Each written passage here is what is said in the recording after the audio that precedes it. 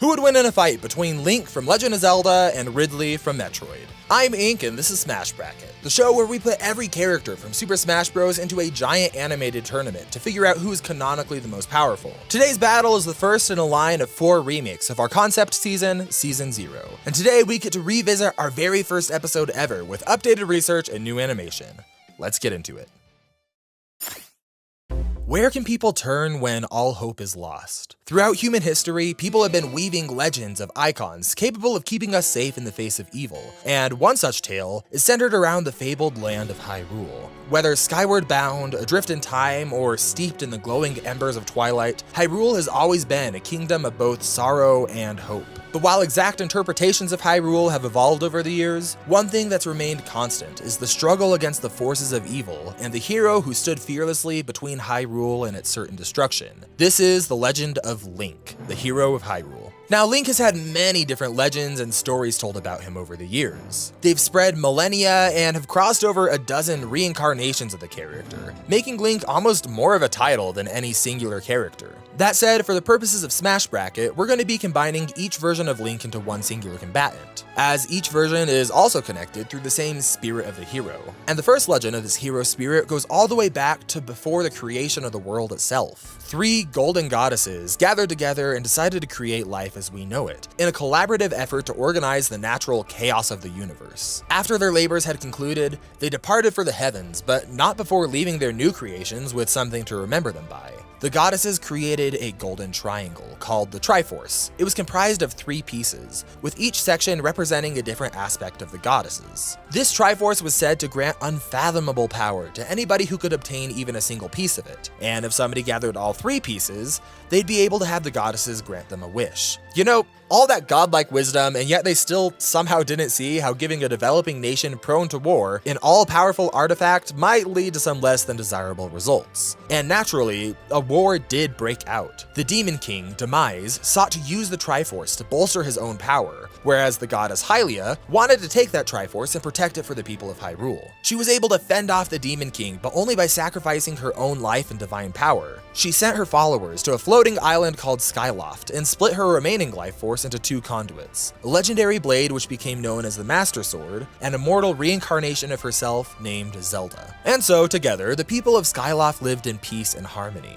But when the Demon King threatened his return and Zelda was in danger, it was clear that the world needed a hero to stand up against the looming evil. And this came in the form of Link, Zelda's best friend since childhood. He'd been training as a knight on the island, learning swordplay and aerial-based combat on his trusty riding bird called a Loftwing. To save his best friend, Link took up the sword of the goddess and took his Loftwing, and then took a leap of faith, falling to the surface below to face the unknown and save Zelda. Now, while he started from simple beginnings, Link didn't need to endure this adventure alone. The sword he wields contains a spirit named Fi, who helps provide Link with information about where he is and what enemies he's facing. And this sort of companionship's been a constant for Link across his many different journeys over the millennia. Whether that be the spirit of his sword, a noble steed, or companion fairies, Link is never truly alone.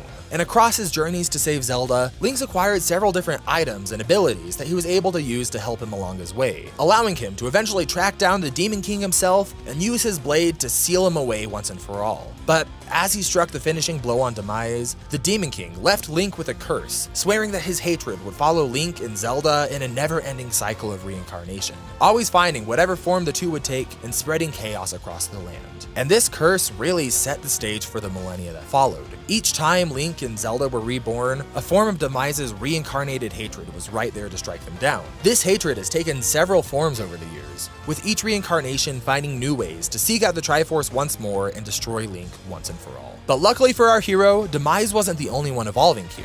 Link has used a variety of blades over the years, such as the mighty Big Goron sword or the Four Sword, which can create duplicates of Link, providing that he's near some incredibly conveniently placed tiles. But even after dozens of reincarnations, Link's blade of choice has always been the great Blade of Evil's Bane.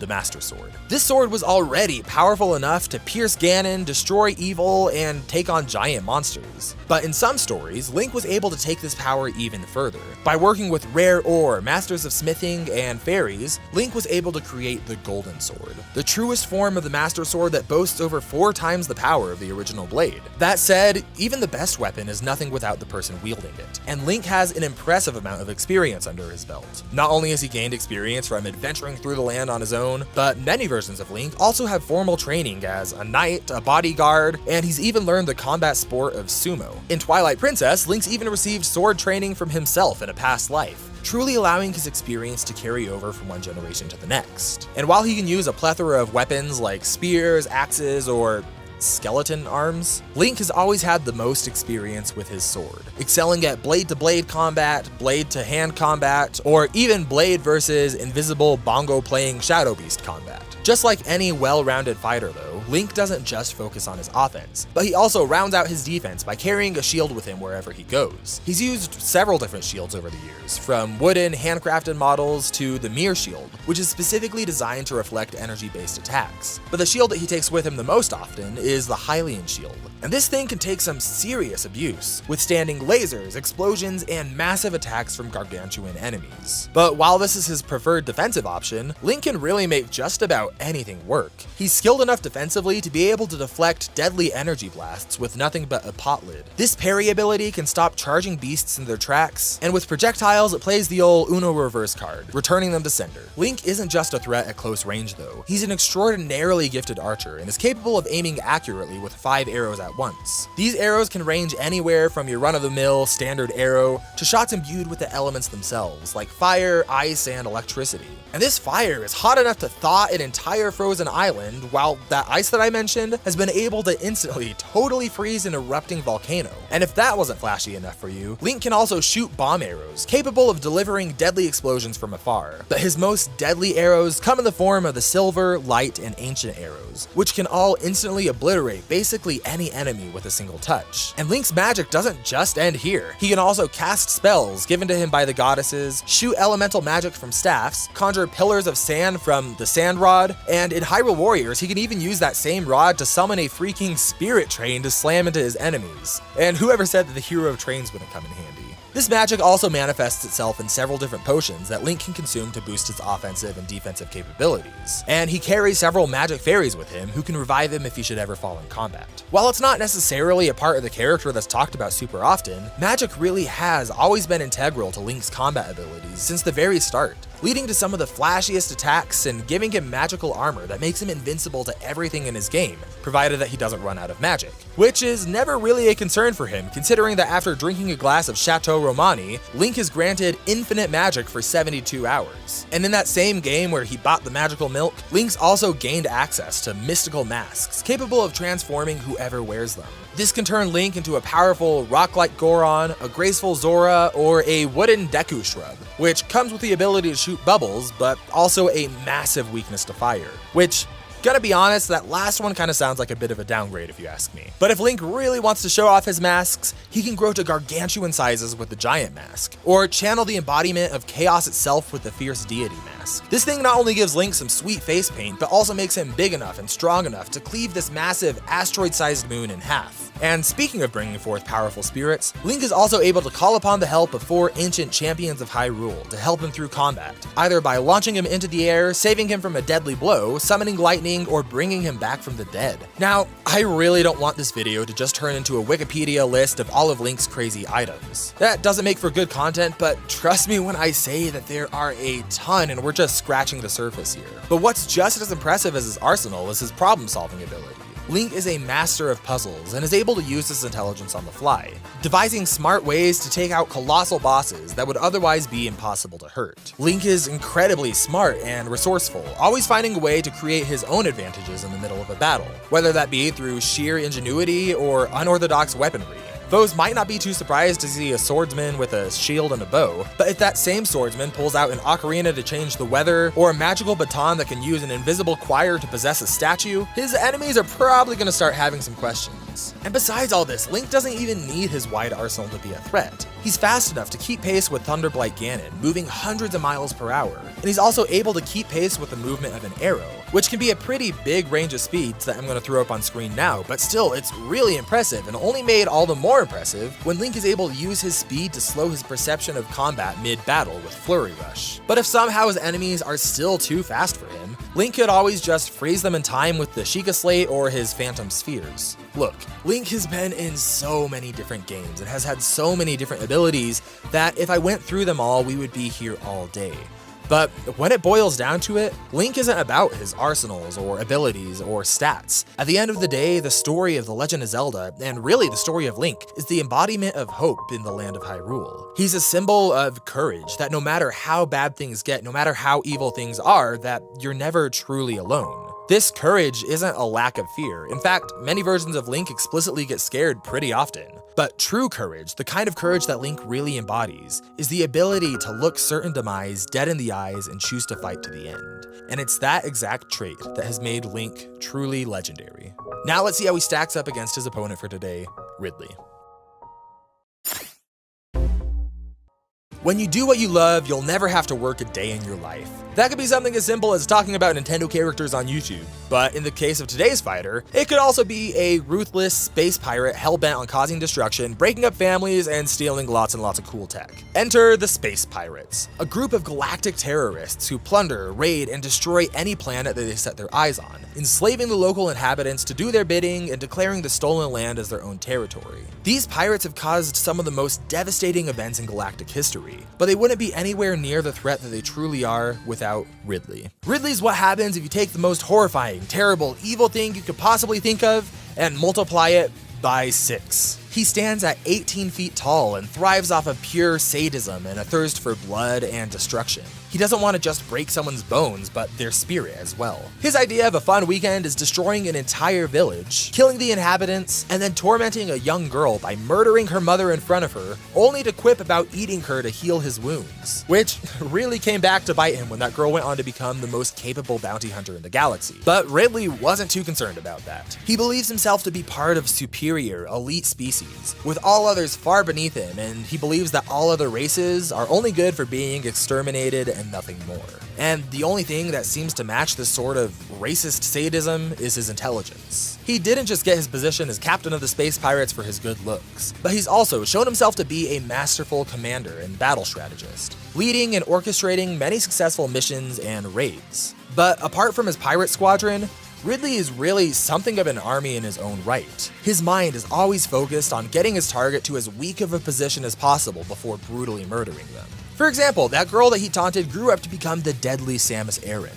And when fighting her, Ridley created his own advantages in battle by trapping her in air ducts as a morph ball to restrict her movement. And when she still proved to be able to match his maneuverability, he removed speed from the equation altogether by launching them both down a generator shaft, putting them both into free fall and ensuring that even if Samus was able to kill him, she wouldn't be able to make it out alive herself. This kind of ruthless intelligence is what earned Ridley the nickname the Cunning God of Death, which, knowing Ridley's opinion of himself, very much sounds like a nickname he would have given himself. And this opinion of himself is so high that he's built statues and robots in his own image, just to marvel at and protect his ship in his absence if he's ever gone. And when Samus has been able to best him in battle, time and time again, Ridley decided that of all people, he was worthy of the Space Pirate's signature research and development process. Rub some Phazon on it. Which is something that we should actually talk about real fast. In the Metroid universe, Phazon is a highly radioactive substance, usually existing in the form of ore, but it can also be found in liquid when highly concentrated. Its radioactivity can't be overstated. Organisms who are exposed to it usually die in seconds. To understand how absurd that is, know that even the most intense radioactive poisoning events in our world history still took days to kill the people exposed to them. Despite its deadly properties, Phazon is still a highly sought after compound, because this radiation also produces an unrivaled source of power. Nothing in the Metroid universe even comes close to it in terms of raw power output. So many people seek to use it as weapons or energy. And in Ridley's case, he decided to have his whole body infused with Phazon, and then fused himself with cybernetics, being reborn as the cyborg Omega Ridley.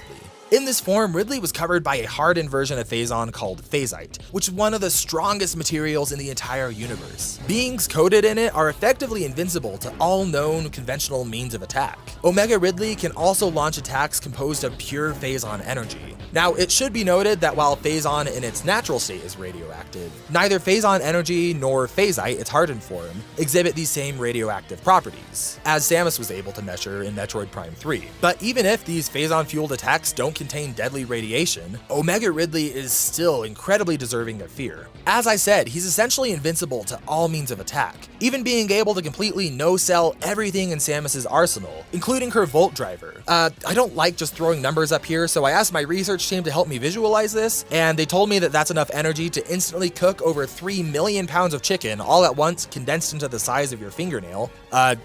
So yeah.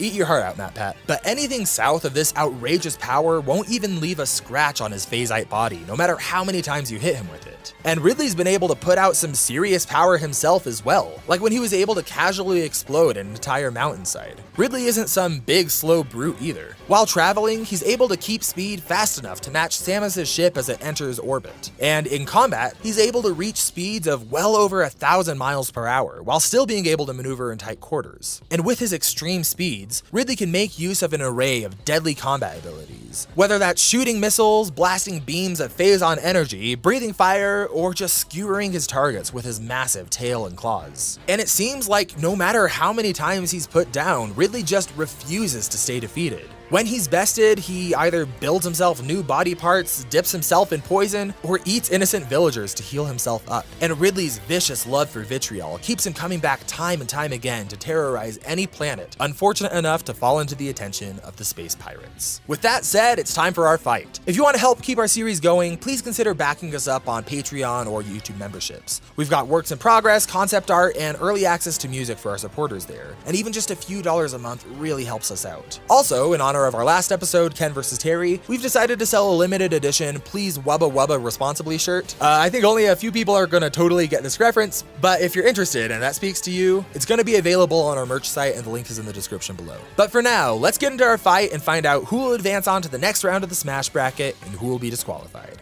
Let's get into it.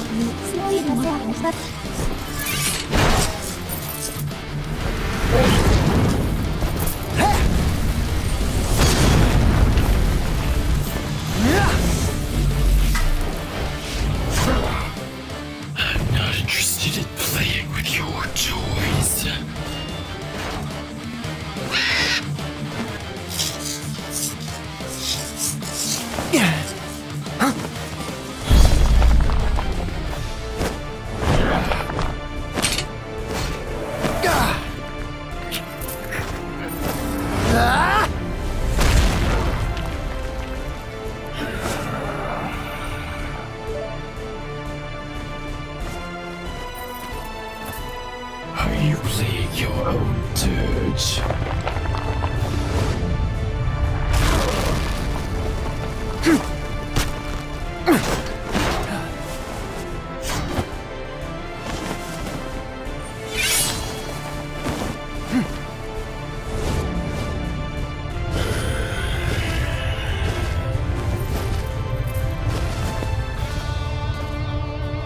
Why is everything you do so damn weird?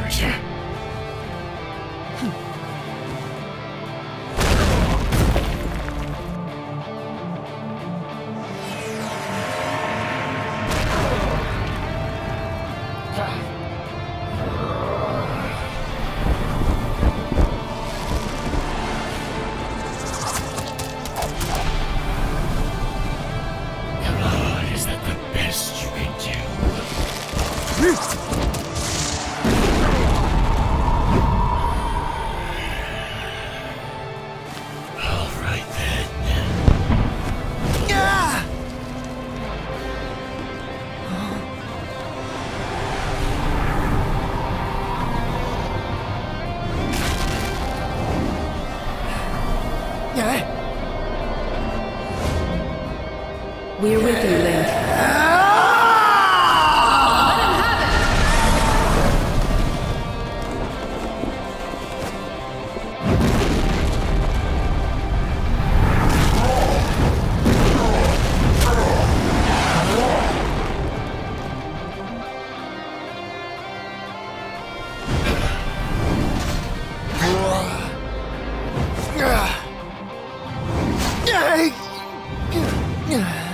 What we have here.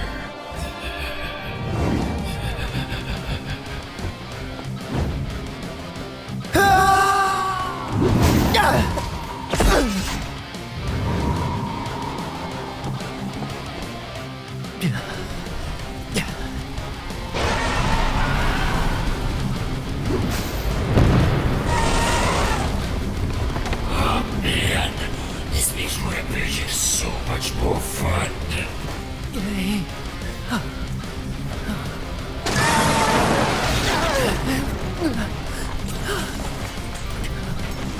Watch out!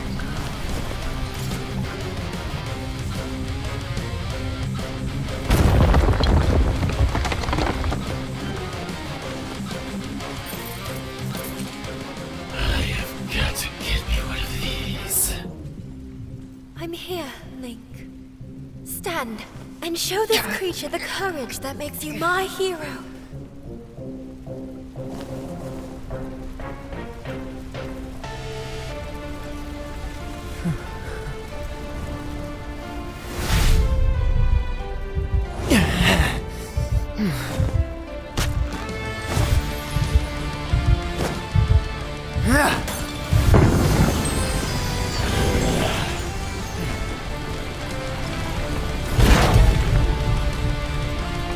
If you surrender, I promise I'll kill you before the rest of this village.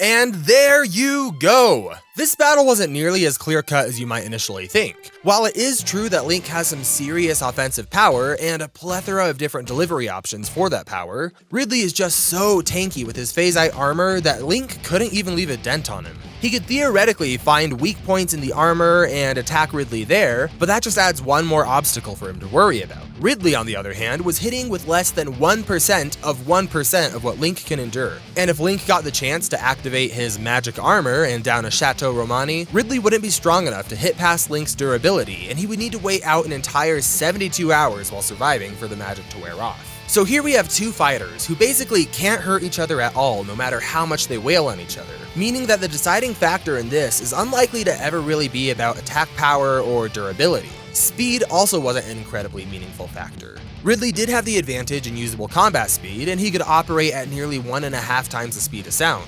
But when Link activates Flurry Rush to enhance his combat speed, things really started to even out. All the more so if he stopped Ridley in time entirely. So what this fight ended up coming down to is seeing which fighter could come out on top against an otherwise unbeatable enemy using strategy and utility, which is what Link is all about.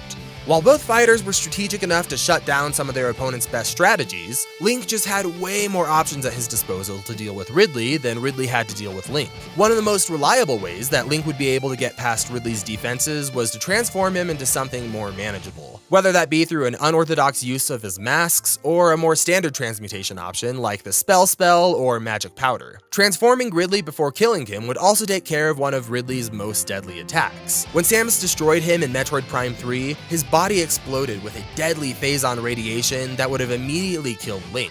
But since this was the only instance of Ridley's Phazon being radioactive, and Link's main win condition was to change Ridley into something else entirely, Phazon ended up not being a huge factor in determining the winner, especially when you consider that even if the Phazon killed the fairies that Link carries on him, he would still be able to come back from death with Mipha's grace. At the end of the day, Ridley is just the exact kind of enemy that Link excels at fighting. And while Ridley has dealt with adventurers with deadly arsenals before, Link's array of items and abilities is just so much wider and more unpredictable than anything in Ridley's universe. Link is the winner and will be moving on to the next round of the Smash Bracket. Next time on the Smash Bracket.